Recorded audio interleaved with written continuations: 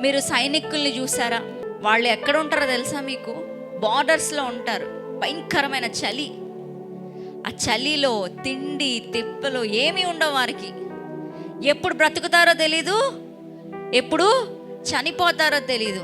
ఈరోజు బ్రతుకుతారో తెలీదు, ఈరోజు చనిపోతారో లేదో కూడా తెలీదు. సేవకుని జీవితం అలాంటిదే. నువ్వు ఒక సైనికుడు లాగా బ్రతకాలి ప్రియ సేవకుడా. నువ్వు దేవుని యొక్క రాజ్యంలో నీవు ఒక సైనికుడివి. నీ ప్రాణాన్ని కూడా లెక్క చేయకుండా నువ్వు బ్రతకాలి. శ్రమలను లెక్క చేయకుండా నీవు బ్రతకాలి. పోరాటాలను లెక్క చేయకుండా నీవు బ్రతకాలి. ఎన్ని ఇరుకులు ఇబ్బందులు నీ సేవను కొనసాగించుటకు నీవు అడుగులు వేస్తూనే ఉండాలి.